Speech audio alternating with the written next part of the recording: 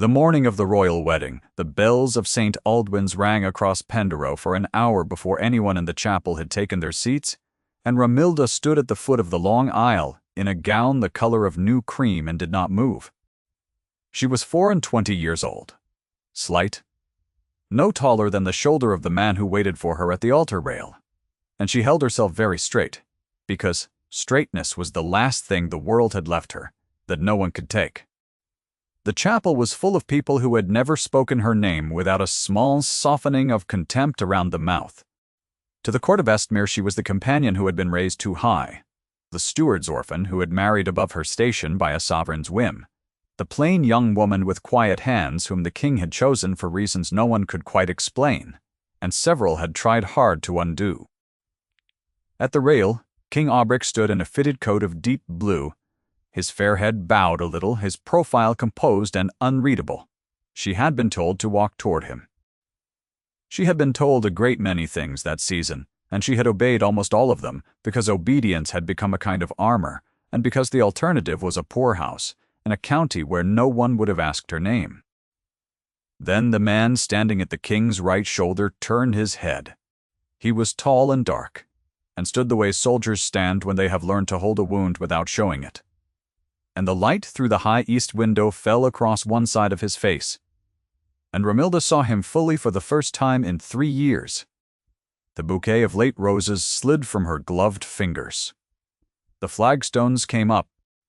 Somewhere very far away a woman cried out, and the bells were still ringing. And the last thing she knew before the dark closed over her was the sight of his eyes finding hers across the breadth of the chapel, and the way his whole still body went rigid, as a man's does when a thing he has buried sits up and looks at him. You will want to know how a governess came to faint at the foot of a king. Stay close.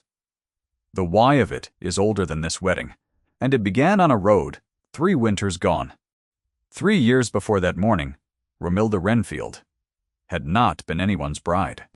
She had been the companion to an elderly viscountess in the cold green country north of Coldreach, and before that she had been the only daughter of a careful, kindly man who had served as steward to a great house, and who had died owing more than the house chose to forgive. Renfield Hall, where she had been born, where her mother had pressed flowers between the leaves of a Bible and taught her the names of every herb in the kitchen garden, had been sold to settle the debt before Romilda was 19. Whither she had watched the carts carry out the furniture. She had grown beside. She had kept 3 things: a pressed sprig of rosemary, brittle as old paper, a miniature of her mother, no larger than a thumbnail in a worn brass case, and a single sealed letter she did not at that time understand, which her father had pressed into her hand the night he died and told her to keep until she knew whom to trust. To the country round Coldreach she was simply the Renfield girl, and the Renfield girl was a charity case. She heard the word once at a card table, through a half-open door, spoken by a woman who did not trouble to lower her voice. The companion, the woman said, is a charity case, dressed in last year's muslin, and one ought to pity her, but pity is so tiring before supper.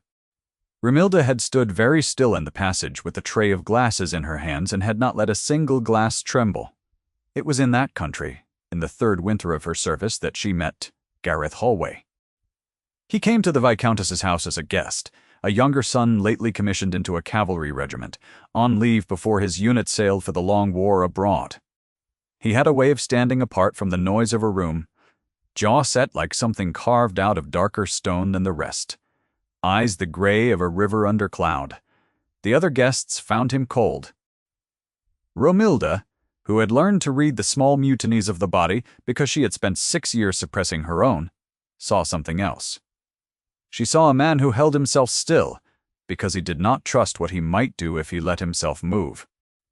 She saw him watch her cross a drawing-room with a coal scuttle no footman had thought to carry, and she saw his hand close hard on the back of a chair, and she understood, in the way one understands weather, that he had stopped himself from crossing the room to take the weight from her. They were thrown together by the long, idle weeks of a country winter.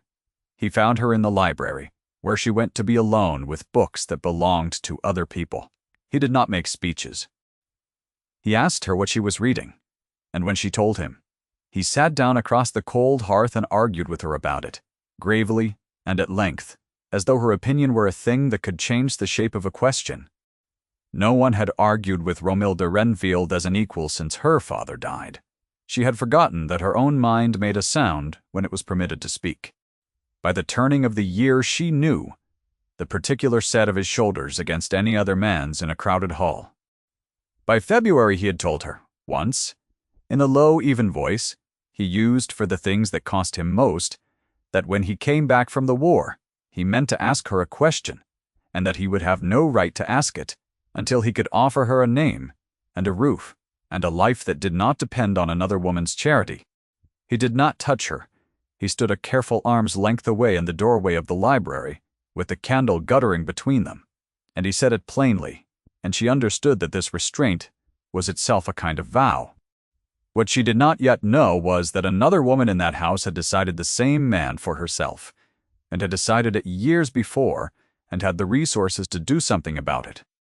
Lady Demelza Carradine was a cousin of the royal house, a beauty of a hard-polished sort, and she had come to the north that winter on the long campaign of finding herself a husband worth the trouble of her connections.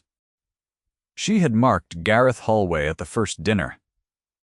A younger son was beneath her, but a younger son who might be made an heir by the right death in the right regiment, and who carried himself like a man the king would one day favor, was an investment.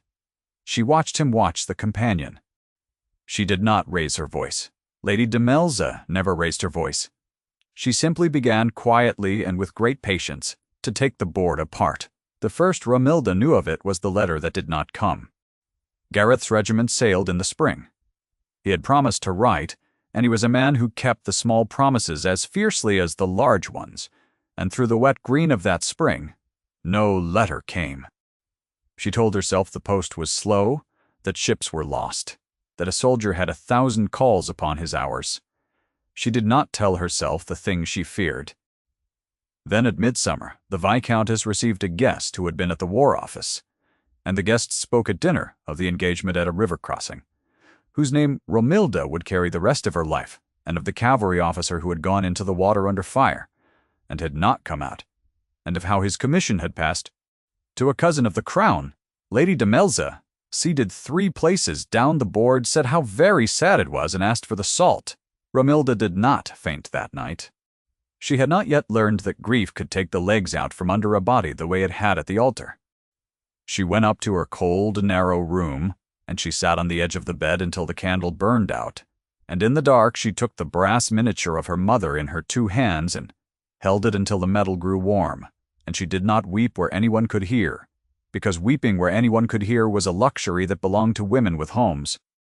What she could not have known sitting in that dark was that Gareth had come out of the river half a mile downstream, fevered, half drowned, stripped of his papers, and had lain 6 weeks in a fishing village under a name not his own before he was well enough to send word.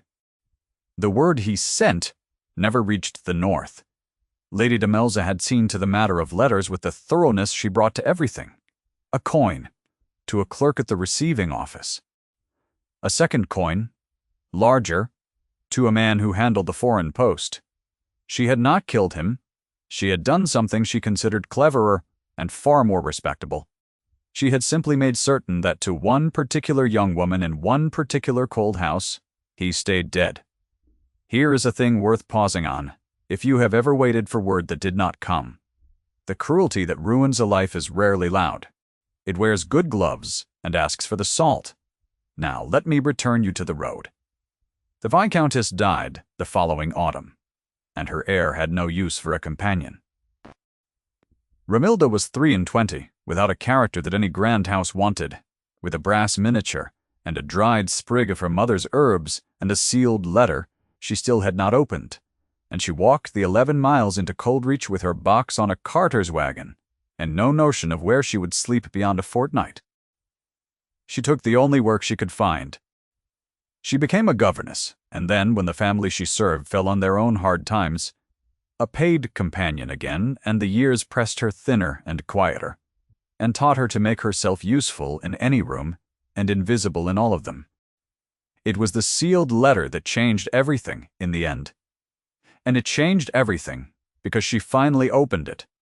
She opened it on the worst night of the worst winter, in a garret in Coldreach, when the family she served had dismissed her without a reference over a theft she had not committed, and she had nothing left to lose by knowing what her father had wanted her to keep. The letter was in her father's careful hand. It was not, as she had half feared, an apology for the debt. It was a record. Her father, in his years of stewardship, had carried in trust a private matter belonging to the crown, a matter of a marriage, contracted in secret, and a child, acknowledged in secret. And he had been one of 3 men, entrusted with the proof. The other 2 were dead. The letter named where the proof was lodged, and it named the man who would one day need it, and it ended with a line she read by candlelight, with her cold hands shaking. "If you are ever without a friend in the world," the letter said, "take this to the king himself and tell him whose daughter you are, and he will not turn you away, for he owes your father a debt no money can pay." She did not believe it. A governess does not believe she has a claim on a king. She was without a friend in the world, however, and the alternative to believing it was the river. And so in the spring she spent her last coins on a place on a coach to the royal seat at Castle Renwick, and she carried the letter the 11 careful miles of her courage, and she asked, with a steadiness she did not feel, to lay a matter of the late Steward of Renfield before His Majesty. She was made to wait 9 days in an ante-room. On the 9th day, she was admitted, not to the king, but to the king's steward, a dry and watchful man named Wingate, who read her father's letter twice and then sat looking at her for a long while with an expression she could not name. He asked her 3 questions. He asked where the proof was lodged, and she told him. He asked the date of a certain secret marriage, and she told him because her father had written it. He asked, last, what she wanted, and she said, very quietly, that she wanted only honest work and a roof, and that she had not come to sell a secret, but to keep a promise. It was that answer, she learned much later, that decided everything. A woman who had come to sell would have been paid. And sent away, a woman who had come to keep a promise, was a different matter entirely. King Aubric of Estmere was 28 that spring, 2 years on the throne, a careful and lonely man who had inherited a court full of cousins who smiled at him and counted his breaths. The proof Romilda's father had guarded concerned the king's own dead mother, and the legitimacy of a half-sister hidden away in a convent in the south. And the king had spent 2 years quietly trying to find what 3 faithful men had hidden too well. Romilda had brought him the last of it. He did not weep, being a king. But Wingate said afterward that he had stood at the window a long time with his back to the room. The king could not give a steward's orphan a great office. He could not undo the debt that had taken Renfield Hall. What he could do, in a court that whispered, was protect her in the only way that court understood. He could marry her. A queen, however lowly her birth, is beyond the reach of a charity case sneer. He proposed it to her plainly, as a matter of debt and protection, with Wingate present as witness, and he told her he would expect nothing of her that she did not freely give, and that the marriage would be a shield and not a cage. Romilda, who had learned to weigh shelter against everything, looked at this grave, kind man, who did not love her and whom she did not love, and she thought of the river, and she said, yes. She did not know that one of the cousins who counted the king's breaths, and who had argued long and hard against this unsuitable marriage, was a beauty of a hard-polished sort named Lady Demelza Carradine. And Lady Demelza, who never raised her voice, had recognized the name Renfield the moment it was spoken in her hearing, and had remembered a winter in the north, and a younger son she had quietly made dead. To the court, the king's choice was a scandal and a puzzle, and Lady Demelza made certain it stayed both. She was too clever to attack the bride directly. She praised her instead, in the particular way that ruins. "How brave of His Majesty!" she said in the long gallery where her words would travel to lift up a girl of no family at all. How tender of him to overlook the matter of her father's debts. One does hope she will not feel the want of accomplishments too keenly among us. It was all kindness, every word of it, and every word of it was a knife laid edge up under the linen. Romilda heard the second voicing of it directly, 3 weeks before the wedding, in the crowded music room at Castle Renwick. Lady Demelza came to her where she sat alone and took the seat beside her and arranged her skirts and said, smiling, loud enough for the nearest cluster of ladies, that it must be such a relief to a girl raised to dependence to be settled at last, and that no one, truly no one, would hold her origins against her once the thing was done. And that Lady Demelza herself had told the doubters they ought to be charitable. Romilda thanked her for her charity in a voice of perfect evenness, and did not give her the flinch she had come for. Her hands in her lap had closed upon each other hard enough to whiten the knuckles. And Lady Demelza, who missed nothing, saw it, and was satisfied, and rose, and left a small cold draught where she had sat. Through all of it, Romilda had a single ally, and the ally was a maid. Her name was Sorrel Tyndale, a sharp-eyed countrywoman of 40 who had been assigned to dress the new bride, and who had decided within a day that she would die before she let the polished cousins win. It was Sorrel who brought her the gossip of the servants' stair, which was always truer than the gossip of the gallery. It was Sorrel who 2 days before the wedding sat braiding the bride's hair and said, careless, that the king had at last named his groomsman, his best man for the chapel, a soldier lately come back from the war with a fine record and a barony fresh granted, Lord Marbeck they were calling him now, though he had been a younger son named Halway, before the crown raised him for his service at a certain river. The brush stopped in the air. Romilda turned on the stool so fast that the half-made braid pulled loose. She asked Sorrel to say the name again. Sorrel said it again. Halway. Gareth Halway, now Lord Marbeck, who had been reported drowned 3 years gone, and had walked out of the south not dead at all, and whom the king, who collected loyal men the way other kings collect jewels, had taken into his closest circle. Romilda sat very still while the room went strange around her. She did not faint then in the dressing-room with only Sorrel to see. She had grown too disciplined for that. She told herself, in the cold, practiced voice she used on her own heart, that it was a different Halway, that the name was common, that 3 years had surely buried the boy she remembered under a stranger's barony. She told herself she would not even see him, that grooms and their men stood apart, that she would walk her aisle and marry her king and never look to the right of the rail.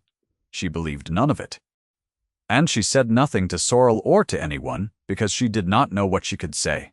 She was the king's promised wife. Whatever Gareth had been to her in a northern library 3 winters gone, he was nothing she had any right to now. She did not sleep.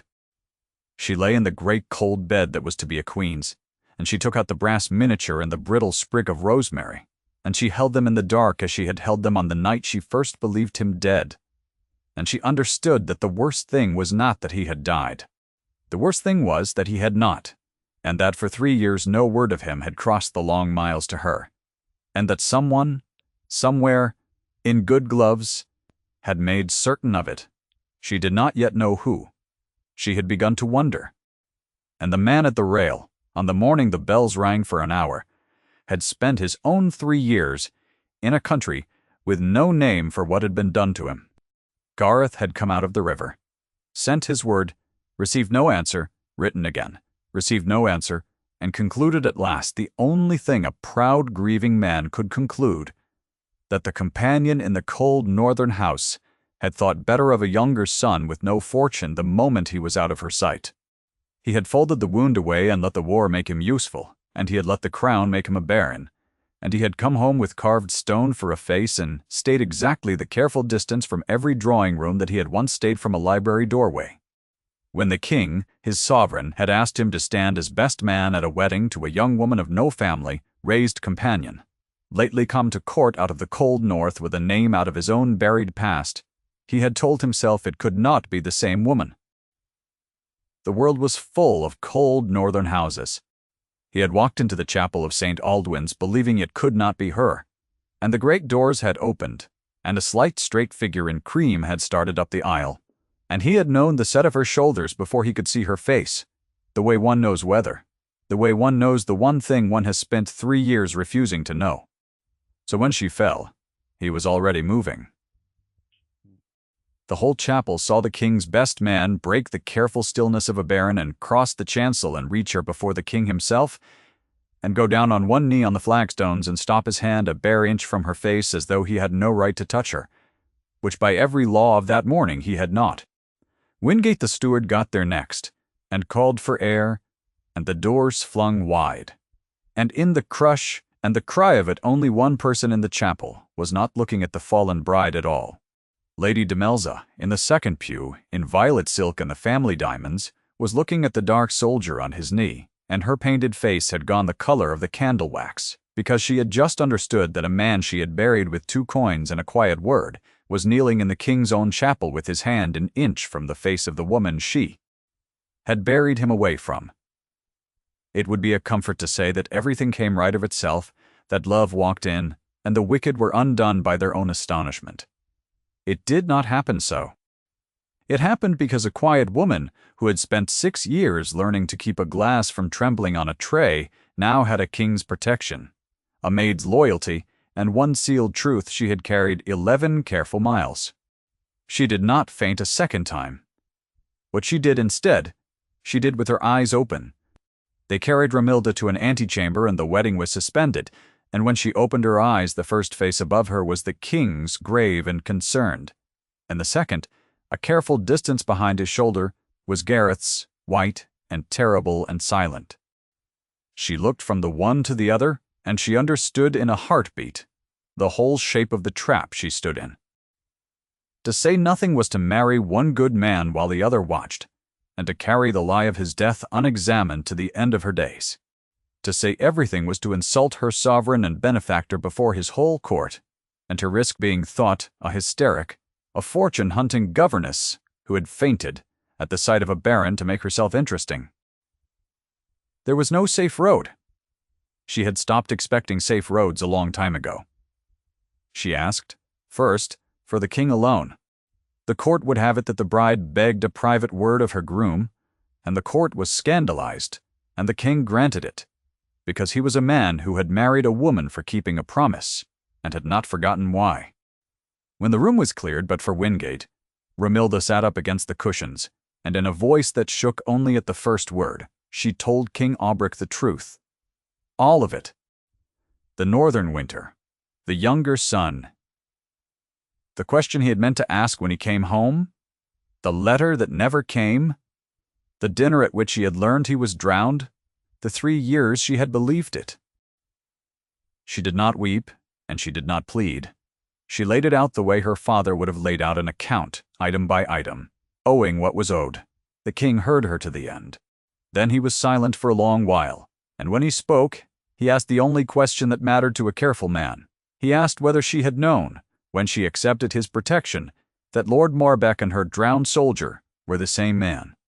And Romilda, who could have saved herself a great deal of grief with a small lie, said no, that she had learned the groomsman's name only 2 days before from her maid, and that she had told herself it could not be him because she had no right to him, and no wish to bring her old griefs into His Majesty's chapel.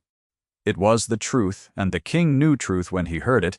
Having bought so much of the other thing in his court, he asked her one more question, and it was the question of a king and not a wounded man. He asked who had told her 3 years gone that Gareth Hallway was dead. And Romilda said the news had come to the Viscountess's table from a guest out of the War Office, and that one other person at that table had heard it, and said how sad it was, and asked for the salt, and that the person was Lady Demelza. The king went very still. Wingate, by the window, did not move, but his dry old face changed, because Wingate forgot nothing either, and Wingate had spent 2 years learning exactly how the polished cousins took the board apart. What Lady Demelza did next is the measure of her, and it is why. This is not a tale of a wicked woman undone by surprise. A lesser schemer would have fled, or fainted, in her turn or wept. Lady Demelza did none of these. While the bride lay in the antechamber, Lady Demelza went to work, swiftly and with great skill, because she had built her whole life on the principle that a clever defense is laid before the attack, and not after. By the time the king returned to the hall, she had already spoken low and grieved to 3 of the most influential ladies of the court. She had a story, and it was a good one, and, like all her stories, it was made mostly of true things stood at a false angle. The story was this.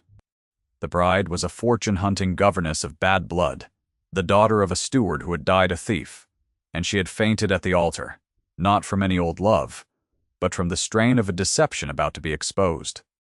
Lord Marbeck, poor honorable man, had been the bride's victim 3 years past, courted and then cast off the moment a richer prospect appeared, and had no doubt fainted her at the sight of his own unhappy face. And as for any wild tale the creature might tell of letters and drownings, why, here, Lady de Melza produced it, was a thing the court ought to see. She held up a paper.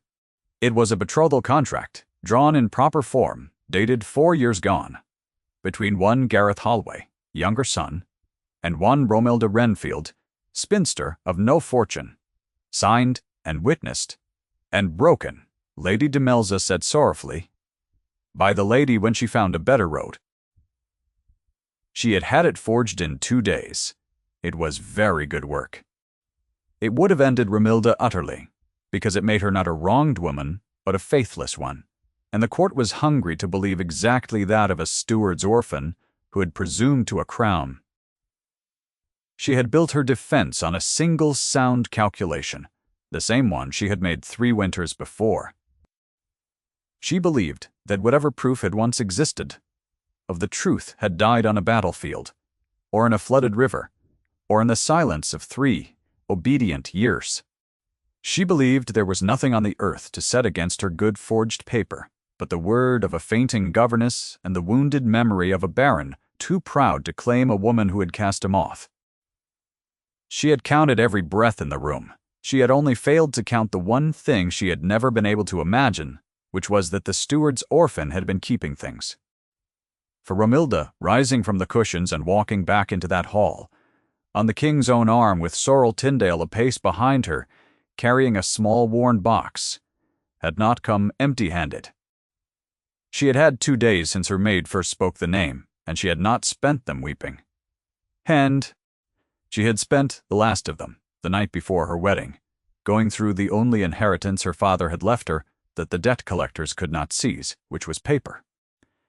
And among the papers, folded inside the same Bible in which her mother had pressed flowers, she had found the thing she now carried.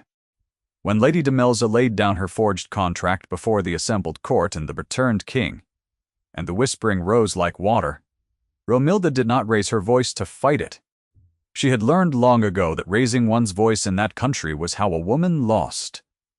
She waited for the silence that follows a clever accusation, the held breath of a room deciding what to believe. Into that silence she said evenly that she would not dispute the paper Lady de Melza held, but that she had a paper of her own, and she asked the king's leave to lay it beside the other and let honest men compare the 2 hands. The leave was given. Sorrel opened the worn box, and Romilda drew out a single letter, water-stained, at one corner, 3 years old, in a hand that several men in that hall had cause to know, the hand of Gareth Hallway, written from a fishing village in the south 6 weeks after the river, addressed to her at the Viscountess's house in the north, and never, until this hour, opened by the woman it was meant for it had reached her after all, not in the spring it was written, when Lady de Melza's coins had stopped it, but a full year later by an accident no schemer could have planned. The clerk who had taken Lady de Melza's coin had died, and a box of long undelivered foreign post had been turned out, and a country postmaster with a slow conscience had sent the orphaned letters on to such addresses as he could read, and one of them had come to Romilda at her second place of service a 12-month too late, in a season when she had already buried the man it came from and could not bear. Then, to break a dead man's seal, she had put it away unopened with her mother's miniature and the brittle herb she kept. The way one keeps a grave one cannot visit. She had carried it for 2 years, not knowing it held his life. She had broken the seal only the night before her wedding, alone by a single candle, and had read at last the words a drowned man had written to her from the far side of the war. She read them now aloud, in the hall in a steady voice that did not break, until very near the end. The letter said that he was alive. It said that he had come out of the river and lain fevered 6 weeks under a borrowed name. It said that he had written once already and had no certainty the first had reached her, and that he would keep writing until one did. It said that the question he had promised to ask her when he came home. He found he could not wait to ask, and so he would ask it now, in ink, and trust the ink to keep his place. It asked her plainly, in the level voice she had loved, across a cold hearth, whether she would have him when he came back. A younger son with no fortune, and nothing to offer but a name and a roof, and the whole of a life. It was dated, and it was signed, and it was written 6 weeks after the river crossing at which Lady Demelza Carradine had told the dinner table he was drowned. When she had finished, there was no sound in the hall at all. Wingate stepped forward, dry and exact, and asked the king's leave to set the 2 papers side by side, the forged contract and the true letter, for any gentleman who knew a hand to examine. They were examined. The letter's hand and the contract's signature did not match, and worse for Lady Demelza. The contract bore a date and a place at which the War Office could confirm, and Gareth himself now quietly confirmed he had been 1,000 miles away with his regiment, unable to have signed anything in that county on that day. The good forged paper built to destroy a governess had been built on the one fact its maker could not check, because its maker had spent 3 years believing the man it concerned was safely dead and his movements past correcting.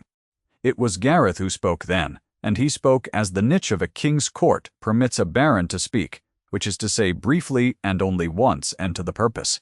He did not make a speech. He looked at Romilda for a long moment, and then he turned to the king and he said, in the low, even voice she had carried in her memory for 3 winters, 6 words. She kept my letter for me. That was all. He claimed nothing, demanded nothing, accused no one aloud. He simply named before the whole court the single fact that undid every lie in the room, that the woman they had been invited to despise had kept a dead man's letter unopened for 2 years out of a faithfulness so complete it had cost her the very proof that might have saved her sooner. The court, which had been ready an hour before to believe her faithless, looked at the water-stained paper and the woman who had carried it, and the verdict in the room turned over like a tide. Lady Demelza did not fight on. She was clever enough to know the exact instant a position becomes indefensible, and she had reached it. She did not weep or rail. Her painted composure held, which was the worst of it, because it let everyone see the calculations still running behind her eyes, even as it failed. She said with the ghost of her gallery smile that there had plainly been some confusion of papers, and that she had been imposed upon by a forger herself, and that she would of course withdraw any suggestion against the lady. It fooled no one. The king heard her out, and then he said quite quietly, the only sentence he spoke to her in the whole affair, that she would return to her own estates in the country and remain there, and that the court would manage without her.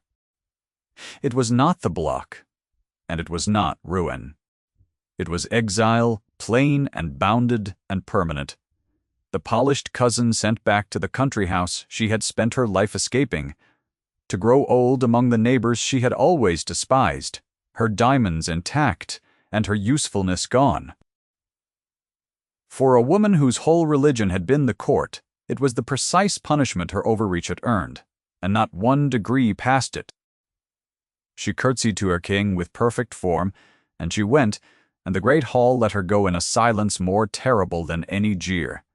What remained was harder and quieter, and the king handled it as the careful, lonely man he was. He had brought Romilda to that chapel to give her a shield. He had not bargained, when he did it, for a drowned soldier and a 3-year wound, and a love that had survived being buried alive. He took her aside with only Wingate by, and he asked her one last plain question, and it was the kindest thing anyone had done for her since her father died.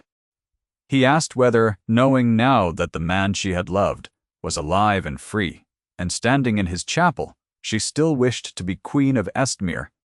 and he told her before she could answer that the debt he owed her father did not require her body or her years, that a queen's protection could be given in other coin, that he would settle Renfield Hall on her and her heirs, and call her his sister and his friend to the end of his reign, and that she need not buy her safety with a marriage to a man she did not love when there stood, not 10 feet away, a man she did.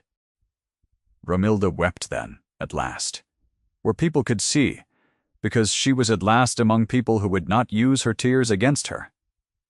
She told the king that she would be honored all her life to be called his friend. And Auberc of Estmere, who had inherited a court full of cousins who counted his breaths, found that he had somehow acquired a sister who would never lie to him, and counted himself for once a fortunate king. He married them himself 3 weeks later in the same chapel of St. Aldwyn's, with the same bells, on a clear morning at the turn of the season. There were no diamonds in the second pew, and no knives under the linen.